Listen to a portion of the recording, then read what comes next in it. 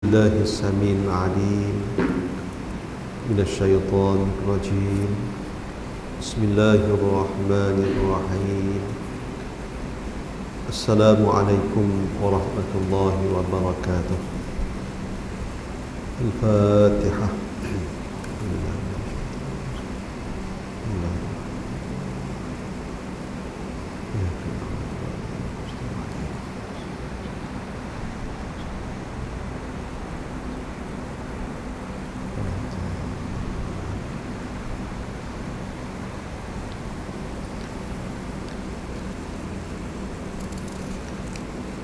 Alhamdulillah Rabbil Alamin. Wabihi nasta'in ala umuri dunya waddin. Wassalatu wassalamu ala rasulillahil amin wa ala alihi wa ashabihi ajma'in. Subhanaka la ilma lana illa ma 'allamtana innaka antal alimul hakim. ولا حول ولا قوة إلا بالله العلي العظيم. Muslimin muslimat yang dirahmati Allah Ta'ala sekalian, alhamdulillah bersyukur kepada Allah Subhanahu Wa Ta'ala. Pada malam ini kita dapat menyambung kembali kuliah bulanan kita yang ditangguhkan dengan sebab Ramadan. Dan insyaAllah kita akan sambung bacaan daripada kitab At-Tibyan dalam mentafsirkan Al-Quran surah As-Saff oleh Tuanku Datuk Tan Sri Presiden. Kita akan sambung pada ayat yang ke-7 daripada surah As-Saff. Dan kalau mengikut kitab kita ni, daripada ayat yang ke-7 hingga ayat yang terakhir, ayat yang ke-14, Tuan Guru meletakkan tajuk besar dengan kemenangan hanya diperoleh melalui pengorbanan. Kita akan baca satu ayat ke satu ayat insya-Allah.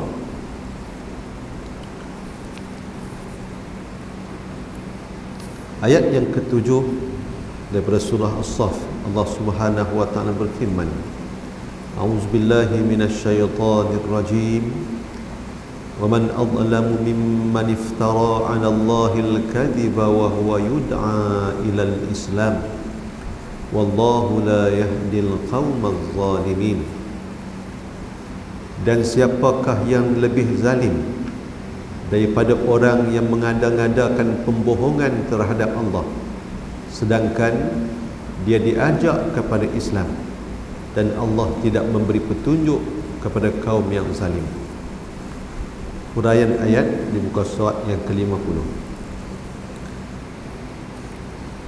Dalam ayat ke-6 surah As-Saff yang ditafsirkan sebelum ini, ia ditujukan kepada orang-orang yang membohongi ajaran Allah Subhanahu wa taala dalam keadaan mereka mengetahui kebenaran ajaran tersebut.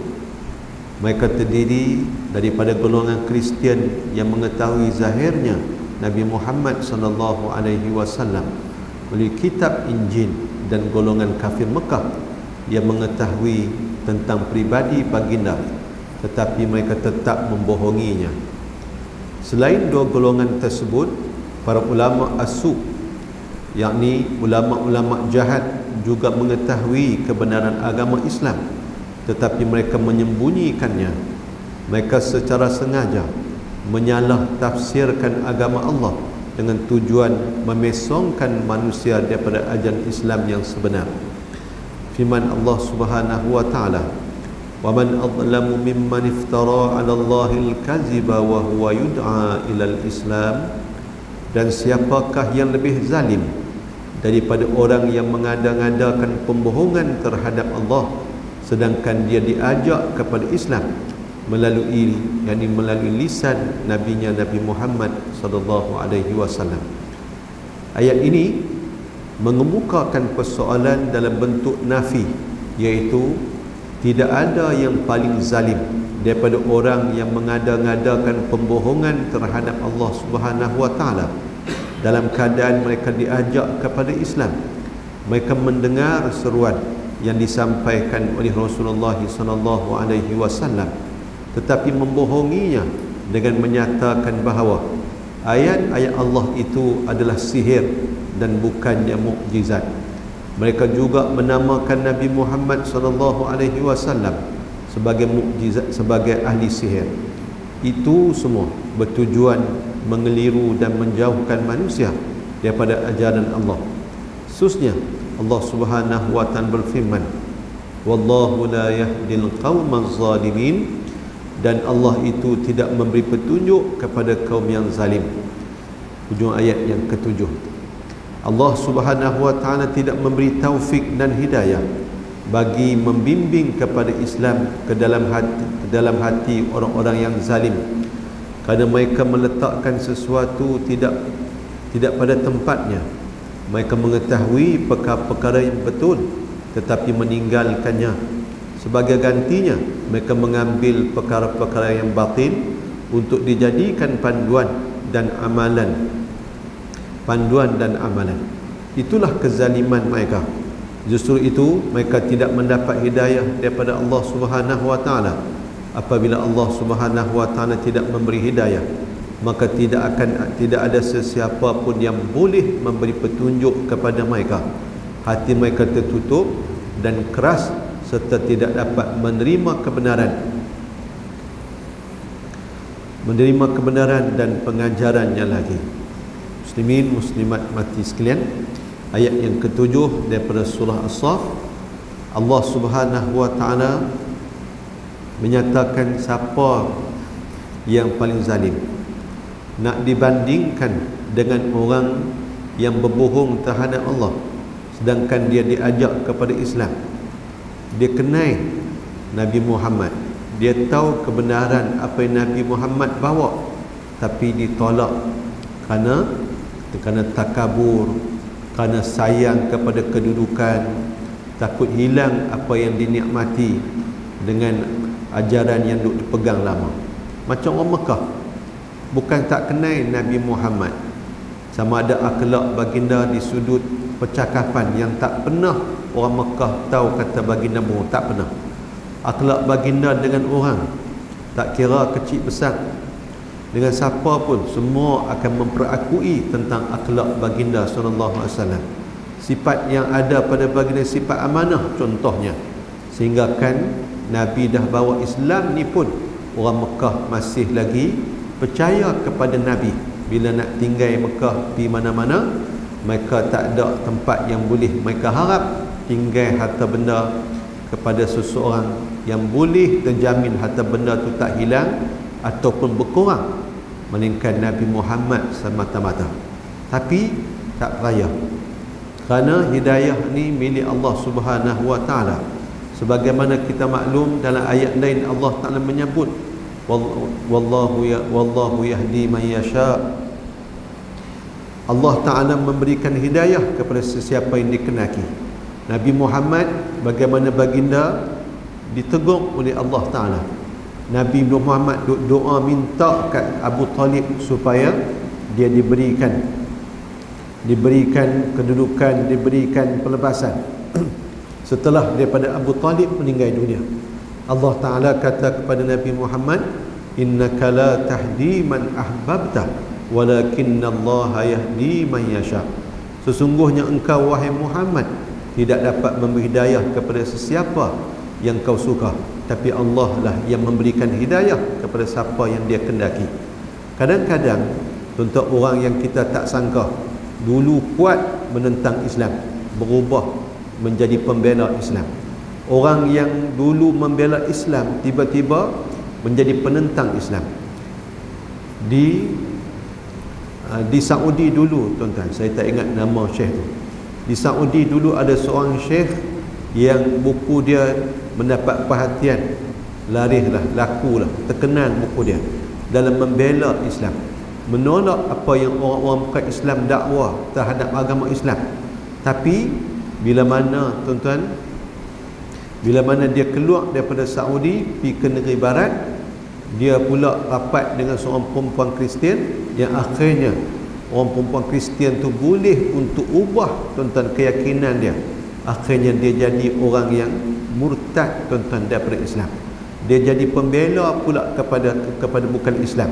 Sebelum tu dia dikenali sebagai orang yang membela Islam. Ni adalah kekuasaan Allah Ta'ala. Dengan sebab itulah kita tak boleh hukum seseorang. Kalau Tok Guru Haji Adi, penulis kitab kita ni, bila orang pi nak minta izin kat Tok Guru nak tulis biografi dia, cerita tentang sejarah hidup dia, Tok Guru kata tak usah tulis. Dia tak tahu lagi hidup dia berakhir macam mana. Kan? Tulis cerita Tok Guru Aziz mati dalam perjuangan. Saya tak tahu lagi ikut mana. Kata Tok Guru. Kalau orang lain belum mati, orang pergi minta izin, bagilah, boleh buat duit semua. Tok Guru takut. Pasal apa? Pasal hujung-hujung kita tak tahu. Innamal a'malu bil qawatim, kata Nabi. Kerana amalan yang diambil kira oleh Allah Ta'ala tu ialah amalan penutup hidup orang tu. Jadi ni bukan kerja mudah. Pagi tadi saya baca tentang cerita seorang Muslim daripada Mauritania. Dia pernah kena penjara di Guantanamo. Dituduh dan dipenjarakan di Guantanamo. Penjara yang mereka kurung orang, terutama orang Islam yang dalam lepas daripada WTC runtuh dulu. 2015 kawan ni nama Ahmad apa tak ingat, barulah disahkan kata dia tak bersalah. Bertahun-tahun duduk dalam penjara Guantanamo, kena seksa apa semua. Tapi cerita yang saya baca tadi, dia duduk tuan-tuan, duduk bergelak, duduk gamak, duduk bergelak seronok dengan seorang orang putih. Rupanya orang putih tu waktu duduk, dan dia Ahmad ni duduk dalam penjara Guantanamo, orang putih tu duduk seksa dia, duduk hina, buat macam-macam terhadap dia tuan-tuan. Tapi nak jadi cerita bagaimana orang putih tu melihat Ahmad ni dengan kawan-kawan dia, tertarik tuan-tuan, dalam hati dia tertarik dengan akhlak, dengan sikap orang Islam, yang akhirnya dia mengucap 2 kalimah syahadah. Dalam penjara itu dia duk labuh, duk buat macam-macam kat dia, kat Ahmad dan kawan-kawan lain yang Islam. Di luar ni tuan-tuan, lepas Ahmad tu dibebaskan, kawan ni pula masuk Islam, jadi sahabat baik tuan-tuan. Allah Ta'ala nak bagi peluang untuk dia mengubah hidup.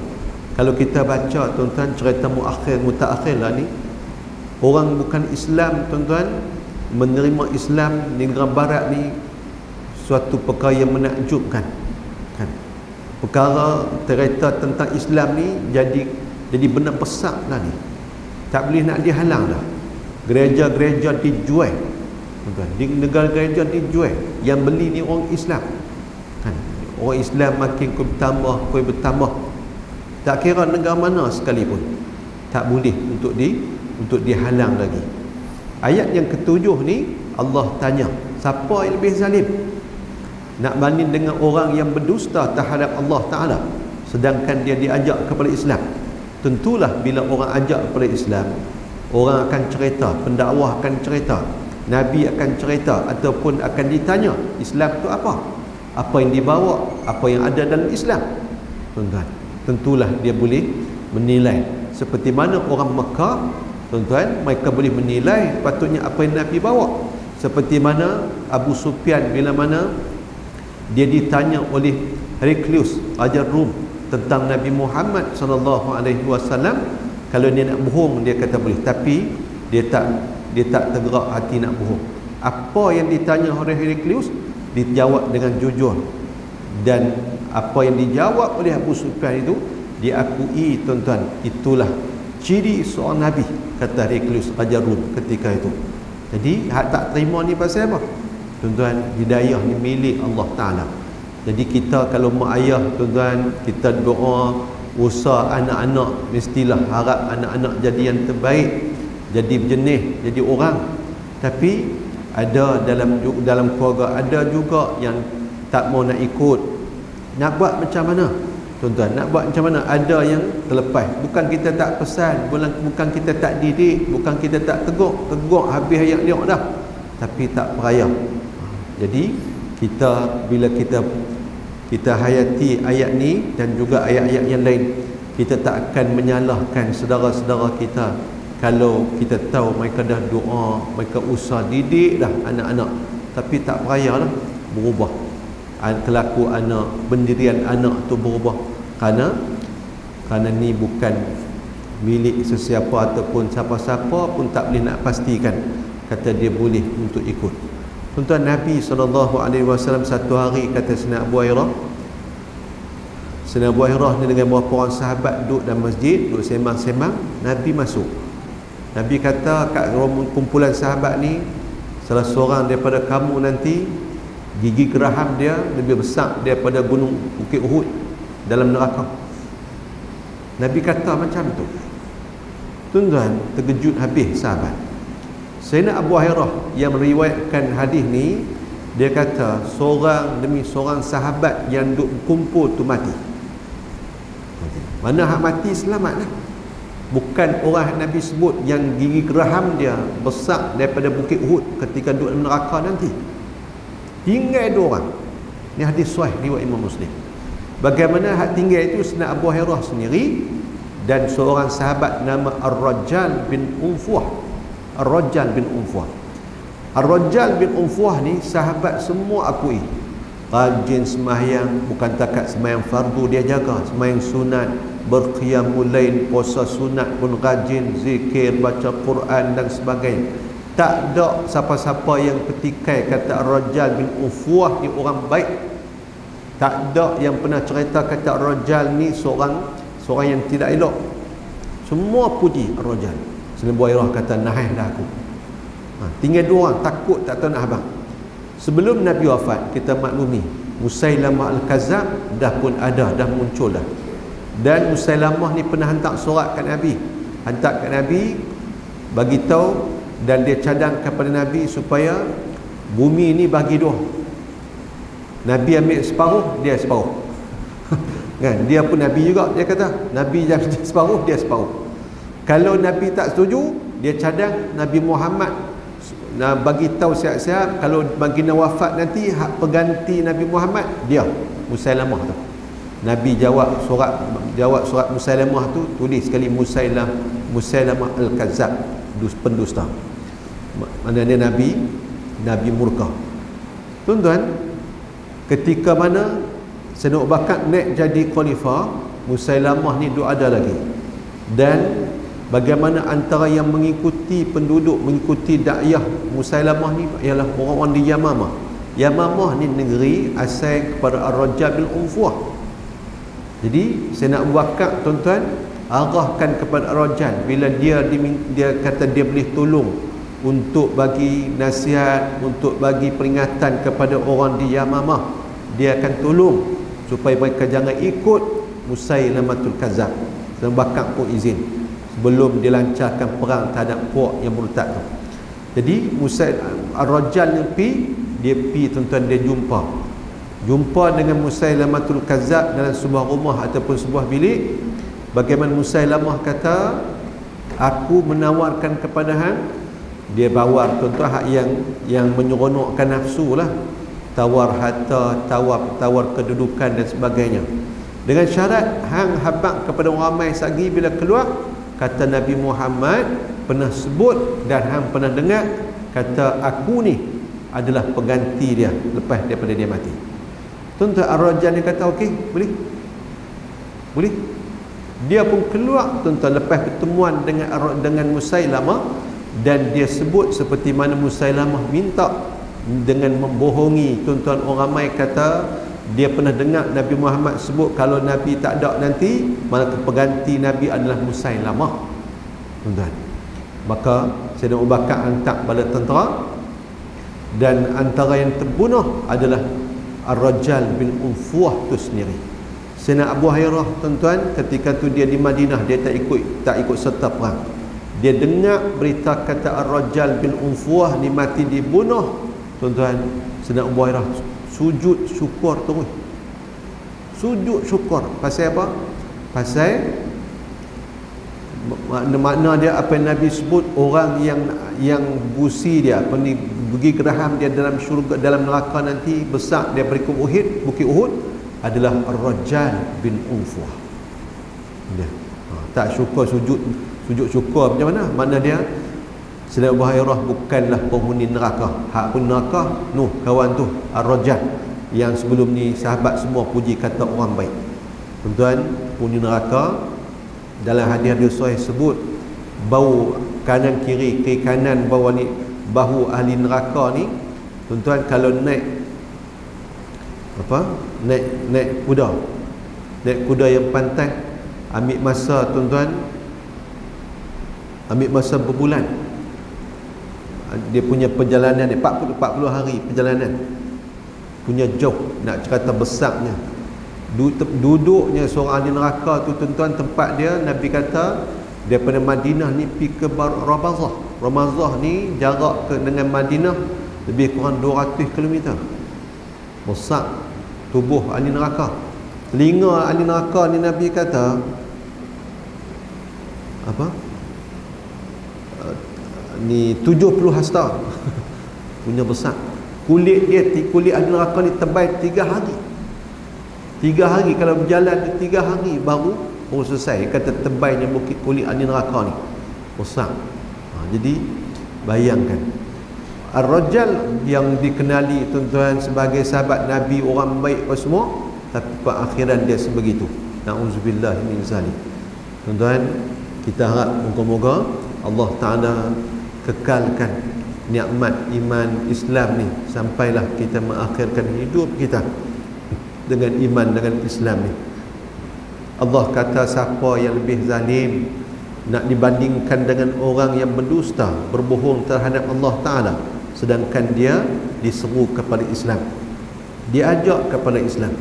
Allah Ta'ala tidak memberi tunjuk kepada orang-orang yang zalim. Zalimlah puak ni. Pasal apa? Pasal mereka meletakkan suatu perkara yang bukan pada tempatnya. Patutnya diterima apa yang diajak tu. Islam tu kena diambil, bukan ditolak. Tapi mereka tak buat sedemikian. Mereka melakukan kezaliman terhadap diri mereka sendiri. Jadi ini adalah benda yang zalim, dan Allah Ta'ala tak memberikan petunjuk kepada orang-orang yang zalim. Khususnya golongan-golongan Yahudi, Kristian, musyrikin Mekah dan ulama-ulama usul itu bukan sekadar zalim, kafir dan mengada-ngada pembohongan terhadap Allah Subhanahu wa Ta'ala, tetapi juga melakukan kerja-kerja yang jahat. Firman Allah ayat yang ke-8 pula, yuriduna liyutfi'u nurallahi biafwaihim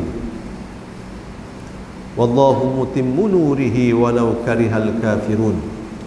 Yuriduna liyutfi'u nurallahi biafwaihim, mereka ingin memadamkan cahaya agama Allah dengan mulut-mulut, yakni ucapan-ucapan mereka. Mereka mahu menutup cahaya agama Allah Subhanahu wa Ta'ala, yakni ajaran-ajaran dan hukum-hukum syariatnya, dengan menggunakan mulut-mulut mereka, iaitu dengan cara mengada-ngadakan cerita bagi menolak Islam dan memfitnah Rasulullah sallallahu alaihi wasallam. Sesungguh tidak ada sesiapa pun yang boleh menghalang dan menyekat cahaya Allah itu. Sebagai perbandingan, lihatlah kepada cahaya matahari. Tidak ada sebarang makhluk yang boleh menyekat cahaya matahari yang dicipta oleh Allah Subhanahu wa Ta'ala.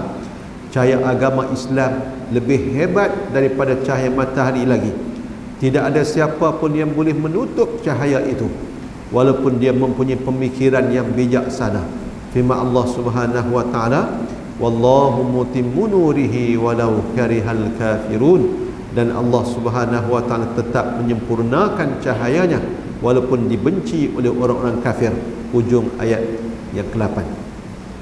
Allah Subhanahu wa Ta'ala menzahirkan agamanya di seluruh pelosok dunia dan meninggikan agamanya di kalangan agama-agama yang lain, sebagaimana sabda Rasulullah sallallahu alaihi wasallam yang bermaksud, sesungguhnya Allah telah melipatkan bumi, yakni kepada Rasulullah. Lalu aku melihat di sebelah timur dan barat, lalu aku dapati bahawa kekuasaan umatku sampai di mana sahaja tempat bumi itu dilipatkan kepadaku. Sesungguhnya cahaya Islam itu akan tersebar ke seluruh pelosok dunia, walaupun musuh-musuh Islam menjalankan usaha memadamkan cahaya Allah tetapi mereka tidak boleh dan tidak mampu mencabar cahayanya. Contohnya Fir'aun yang telah menguatkuasakan undang-undang yang zalim agar tidak zahir ke dunia orang yang membawa cahaya Allah. Undang-undang itu dilaksanakan setelah dia mengetahui melalui ramalan ahli nujumnya bahawa Musa akan lahir dengan membawa cahaya Allah Subhanahu wa taala dan menjatuhkan kerajaannya. Undang-undang yang dikuatkuasakan itu ialah membunuh setiap bayi lelaki yang dilahirkan dan bayi perempuan sahaja yang dibenarkan hidup. Namun demikian, Allah Subhanahu wa taala mengatasi undang-undang dan peraturan Firaun yang zalim dan kejam itu. Tanpa disedarinya, Nabi Musa alaihi salam dipelihara dan diasuh di bawah naungan mahligai Firaun itu sendiri. Ini adalah kekuasaan Allah Subhanahu wa taala demi menyempurnakan cahayanya. Orang Yahudi dan Nasrani juga berhempas pulas berusaha menjatuhkan kekuasaan Islam dan umat Islam. Akhirnya mereka berjaya melumpuhkan khilafah Uthmaniyah yang seterusnya menghilangkan nama khilafah tersebut. Setelah itu, mereka menakluki negeri-negeri orang Islam, menekan dan menindas dengan undang-undang dan peraturan yang mereka ciptakan yang membenarkan Islam sekadar di masjid sahaja. Mereka juga mendidik, mengasuh dan mengajar anak-anak orang Islam di negara mereka seperti England, Amerika dan Perancis supaya menjadi alat bagi menentang Islam. Pada peringkat awal, mereka berjaya melahirkan orang-orang yang kepala dan rupanya Islam, tetapi perangai dan kelakuannya tidak Islam. Dengan kata lain, mereka berjaya menghasilkan penentang Islam yang terdiri daripada orang-orang Islam sendiri. Allah Subhanahu wa taala dengan kekuasaannya telah menembusi dan menggagalkan langkah yang diambil oleh musuh-musuh Islam. Kesedaran Islam bangkit semula, bukan sahaja di negeri-negeri umat Islam, tetapi di negeri-negeri barat dan Eropah itu sendiri, sehingga berlaku di setengah-setengah negeri orang-orang Islam boleh membeli gereja Kristian dan memindahnya menjadi masjid. Di setengah-setengah negeri yang lain, golongan Islam berjaya mendakwah orang-orang yang bukan Islam supaya memeluk Islam dan berbagai-bagai kejayaan lagi. Ini adalah bukti daripada firman Allah yang dibaca dalam ayat ini. Walaupun mereka berusaha memadamkan cahaya Allah dengan kebijaksanaan, kepandaian dan kecerdikan mereka, tetapi mereka tidak berjaya memadamkan cahaya itu. Cahaya Allah Subhanahu wa taala akan menembusi segala kepungan yang mereka lakukan. Allah Subhanahu wa taala akan tetap menyempurnakan cahayanya walaupun dibenci oleh orang-orang kafir, sebagaimana firman-Nya, wallahu mutimmu nurihi walau karihal kafirun. Dan Allah tetap menyempurnakan cahayanya walaupun dibenci oleh orang-orang yang kafir. Walaupun mereka mengambil tindakan sehingga ke peringkat membunuh sekalipun, tetapi cahaya Allah Subhanahu wa taala akan sempurna juga. Bahkan semakin keras mereka bertindak terhadap Islam, semakin tajam Islam ini, dan akhirnya akan menikam diri mereka sendiri. Sebagaimana besi waja yang baik apabila dibakar dan ditempa, ia akan menjadi semakin tajam. Sesungguhnya agama Allah Subhanahu wa taala adalah lebih kuat daripada besi dan lebih tajam daripada segala-galanya. Hal ini terbukti pada Rasulullah sallallahu alaihi wasallam sendiri. Orang-orang kafir yang sangat bencikan Islam menentang baginda dengan bersungguh-sungguh, tetapi mereka tidak berjaya. Islam pasti mencapai kemenangan dan mereka dikalahkan melalui hujah-hujah, dalil-dalil, kenyataan-kenyataan, perbahasan dan juga senjata. Muslimin, muslimat, nak halang Islam tak boleh. Walaupun mungkin Islam ni nampak macam lemah, tak bermaya, tapi Islam tak boleh untuk dipadam, dihilangkan. Tak mungkin. Kalau ikut logik akal ni, Allah, orang Islam ni tuan-tuan, macam-macam dah cara dibuat, dilanyak oleh orang bukan Islam. Dijajah negeri orang Islam, dijajah tanah Melayu ni 446 tahun, tuan-tuan. Tapi orang Islam, orang Melayu Islam ni murtad kah? Tak, tuan-tuan. Depa hantar penjajah ni ambil, tuan-tuan, terutama anak-anak orang bangsawan, anak-anak raja, anak-anak bangsawan ni pi hantar negeri mereka, pi ke England, pi Amerika apa semua, tuan-tuan, bagi pendidikan, bagi hidup dengan cara mereka, hidup tanpa ada dosa pahala. Minum arak ni macam minum air kosong kan, bebas laki perempuan, otak tu di brainwash, dicuci balik, tuan-tuan. Jadi akan menuhkan kerja-kerja mereka, macam yang kita pernah sebut, Lord Cromer sebut, tuan-tuan, kata mereka tak akan serah tanah jajahan melainkan kepada orang yang boleh teruskan kerja mereka. Tapi tuan-tuan, dalam apa yang mereka buat tu, bukan takat negeri yang mereka tinggalkan untuk anak didik mereka Islam naik, bahkan negeri mereka sendiri pun Islam berkembang dengan laju, tuan-tuan. Fir'aun, Duk Guru sebut cerita pula Fir'aun, tuan-tuan. Ada pendapat menyatakan Nabi Musa ni dilahirkan pada tahun yang dia akan dibunuh anak lelaki. Mula Fir'aun wa kula arahan, anak lelaki lahir bunuh. Ni daripada puak Bani Israel. Kerana Fir'aun ni katanya dia daripada puak Qibti, lahir daripada puak Bani Israel, anak lelaki bunuh. Bila tuan-tuan pembesar Mesir kata kat Fir'aun, kalau dibunuh setiap hak lahir, siapa nak jadi hamba kita, pekerja kita, kalau tinggal perempuan saja. Lah ni cadang buat, setahun bunuh, setahun tak bunuh, tahun ni bunuh, tahun depan tak bunuh. Nabi Musa mengikut riwayat, tuan-tuan, lahir pada tahun yang kena bunuh. Tapi Allah Ta'ala nak tunjuk kekuasaannya. Orang yang disebut kata akan meruntuhkan kerajaan dan diusahakan oleh Fir'aun untuk dibunuh tu, membesar dalam rumah dia sendiri, membesar dalam rumah dia sendiri. Macam itulah penjajah, tuan-tuan, buat hantar dengan bawa anak-anak orang hebat pergi mengaji apa semua. Tengok-tengok, tuan-tuan, ada di kalangan mereka tu yang pi, tuan-tuan, dapat tunjuk lagi ada. Syed Qutb, tuan-tuan, Syed Qutb contoh, dia boleh tinggal, tuan-tuan, sekular dan kepala dia boleh pi jadi pengikut Ikhwan Muslimin. Pasal apa? Pasal waktu dia terlantak di hospital di Amerika, ketika sakit, ketika dia dihantar untuk berkursus di Amerika, dia tengok semua staf hospital ni pakat duk sorak gembira. Tanya pasal apa? Lalu dia bagi tahu, hang tak tahu ke? Di Mesir tu Hasan Al-Banna mati dibunuh lah. Satu hospital pakat duk seronok bila dengar cerita kata Hasan Al-Banna telah dibunuh oleh British, tuan-tuan. Syed Qutb yang selama ni dia duk kritik Ikhwan dan duk kritik Hasan Al-Banna. Dia terfikir orang bukan Islam, orang kafir ni, puak ni hadut hospital ni orang bukan Islam, seronok dengan kematian seorang Islam, seronok dengan kematian orang yang dikatakan berjuang untuk agama ni di Mesir. Tentulah apa yang dibawa oleh Hasan Al-Banna tu sesuatu yang bercanggah lah dengan barat, bercanggah lah dengan orang bukan Islam ni. Mana dia bawa tu Islam nak sungguh lah, tuan-tuan.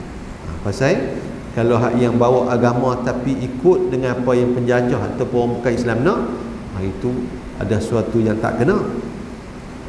Akhirnya jadi punca, jadi sebab, tuan-tuan, untuk dia libatkan diri dengan gerakan Islam. Muslimin muslimat mati sekalian. Tuan-tuan, ada penulis di barat dulu cerita, dia kata Islam ni dan umat dia ada sesuatu yang tak boleh dijangka. Jangan sangka orang Islam ni duk lena, jangan sangka orang Islam ni lemah, jangan duk sangka mereka tu lena. Mereka boleh jaga terkejut dan boleh bangun mengejut. Macam ada, tuan-tuan mungkin pernah dengar dan tengok, ada satu gambar, dan gambar tu sebenarnya patung yang ada di satu tempat pameran di mana tu, tapi di barat lah. Gambar orang Islam tengah sujud. Atas belakang orang Islam tu ada orang Kristian duduk atas belakang dia, kan, duduk atas belakang dia, duduk pegang, duduk baca kitab pun. Hak atas belakang Kristian tu ada orang Yahudi pula, nak tunjuk kata orang Yahudi ni duduk kongka. tunjuk kata orang Islam ni sujud, atas belakang ni dipijak oleh orang Kristian. Atas bau orang Kristian tu ada Yahudi dengan topi dia pakai tu, orang kenal tu kata Yahudi. Mana tu Yahudi ni dia kontrol orang Kristian, kontrol sekali kat bawah sekali orang Islam tengah sujud. Tapi orang hak tengok tu kata kalau orang Islam hak tengah sujud tu, hak yang tak bangkit-bangkit kasih sujud, dia buat ibadat semata-mata, contoh kalau tengok kepada patung tu, tapi kalau dia bangun daripada sujud dia, hak duduk berdiri atas belakang dia, dua-dua tu Yahudi dan juga Kristian tu pakai pelanting terus lah. Dia tak bangkit lagi je, dia bangkit siap. Macam ada penulis di barat dulu kata kepada orang Kristian, berdoalah jangan lagi muncul orang yang seperti mana Muhammad Al-Fatih, jangan lagi muncul di kalangan orang Islam seperti Muhammad, seperti Sulaiman Al-Qanuni, jangan ada lagi orang yang muncul di kalangan orang Islam seperti Salahuddin Al-Ayyubi. Tuan-tuan, sebenar show tuan-tuan, pemikir Britain dulu pernah sebut, dia kata orang Islam ni akan bangkit semula bila mereka dipimpin oleh orang yang ada ciri-ciri seperti Salahuddin Al-Ayyubi. Tuan-tuan, 24 tahun jadi pemerintah, kita pernah sebut 6 bulan je tuan-tuan duduk di rumah ataupun di istana ni. Hak lain ni duduk atas kuda, duduk dalam khemah. Pasal apa? Perang untuk mengembalikan maruah orang Islam, muslimin muslimat. Cahaya Islam tak boleh nak dihalang. Bila Islam sampai, dia akan sampai, dia akan masuk juga walaupun dihalang. Tak akan mampu untuk dihalang oleh siapa-siapa pun.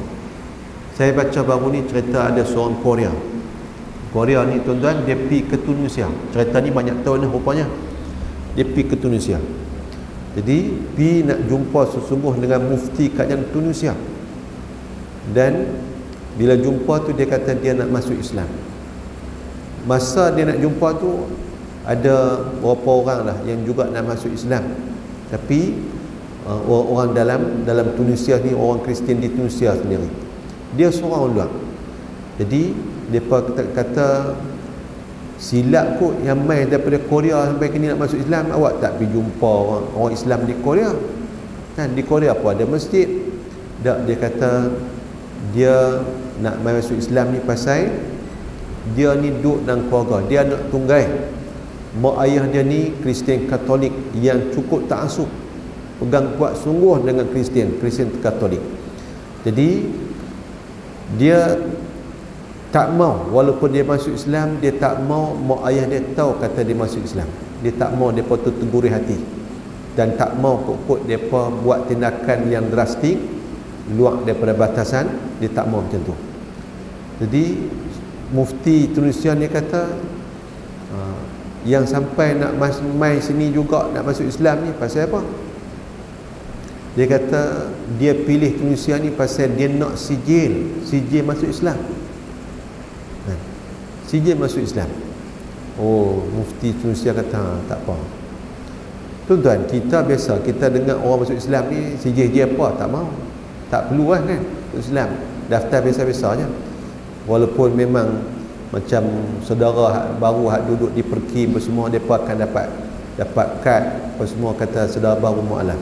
Tapi kawan ni sampai pergi ke Tunisia ni apa cerita? Jadi dia tuan-tuan, bila dia habaq dia kata nak sijil, dia kata kalau nanti dia mesti dalam keadaan dia Islam, dia tak mau dibakar seperti mana orang Korea lain. Yang keduanya, kalau dia tak dibakar, dia tak mau dia dikebumikan di kuburan Kristian. Jadi dia nak bila dia mati, peguam dia nanti boleh habaq kat keluarga dia, kata dia orang Islam, kena kebumi dia macam orang Islam. Jadi sijil, takat sijil. Rupa-rupanya bila selesai Islamkan kawan tu, orang yang cerita ni jumpa balik mufti Tunisia, dia kata pasal apa yang dia nak sijil masuk Islam negara kita ni, sijil daripada Syekh sendiri. Barulah mufti Tunisia tu bagi tahu di dunia ni tak ada sijil kemasuk Islam yang diakui melainkan Tunisia. Kalau negara lain ni mana dia macam peringkat daerah kita semua kuliah petani pergi jabat daerah Kuala Muda tu lah, agama daerah, jabat daerah apa, agama daerah dekat tu je. Tapi Tunisia ni CJ tu desain oleh mufti, dan CJ tu macam sama taraf dengan sebuah negara yang bawa keluar, bukan lekeh-lekeh punya. Makna dia orang Korea masuk Islam ni dia faham tentang status kedudukan sijil masuk Islam di Tunisia, dan dia kena buat persiapan. Dia takut, macam dia cerita tu, dia takut dia dibakar bila dia mati, ataupun dia dikebumikan di kuburan Kristian Katolik. Kalau dia ada sijil masuk Islam, mana? Daripada Tunisia. Ni melibatkan negara ni. Sijil ni kira sijil peringkat negara. Jadi mana dia kerajaan Korea tak boleh buat tindakan sewenang-wenangnya pasal dia ada sijil ni. Sijil tu dia kata dia akan serah kepada peguam yang hanya didedahkan kalau dia mati, sebelum waktu mak ayah dia dulu ada.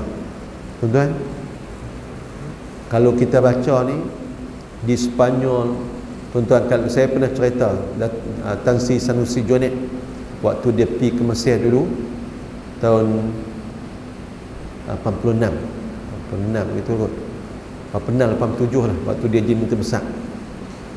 Tulan masa tu saya dulu ada sana jadi YDP anak Kedah. Jadi dia cerita dalam ucapan dia di asal Melayu. Dia kata anak dia pergi ke Sepanyol tahun 1992. Sanusi pergi tahun 96, tahun 96. Anak dia pergi expose sains di Sepanyol tahun 1992. Expose sains antarabangsa. Pasal apa yang dipilih Sepanyol ni buat expo antarabangsa tu? Tahun 1992. Bila anak dia pergi, dia kata di pintu gerbang, salah satu pintu gerbang tapak expo tu tertulis, jika 500 tahun dahulu Islam berjaya diusir, adakah 500 tahun yang akan datang Islam dapat dihalang kembali ke Sepanyol ni? Rupa-rupanya dipilih buat di Sepanyol tu bagi mengenang 500 tahun Islam dia jatuhkan di Sepanyol. Pasal Islam jatuh di Sepanyol 1452. Depa buat expo tu tahun 1992, cukup 500 tahun mengenang Islam ni berjaya dihambat daripada Sepanyol. Tapi depa juga tanya agak-agak 500 tahun ke depan Islam boleh dihalang untuk balik semula ke Sepanyol ataupun tidak. Tapi tuan-tuan, orang cerita kalau pergi Sepanyol ni sembang dengan orang tua-tua, orang lama, di rumah mereka ni ada, tuan-tuan, ada, tapi mereka pun tak tahu sejarah pasal dipaksa. Nenek moyang dulu ni dipaksa masuk Kristian, tapi ada Quran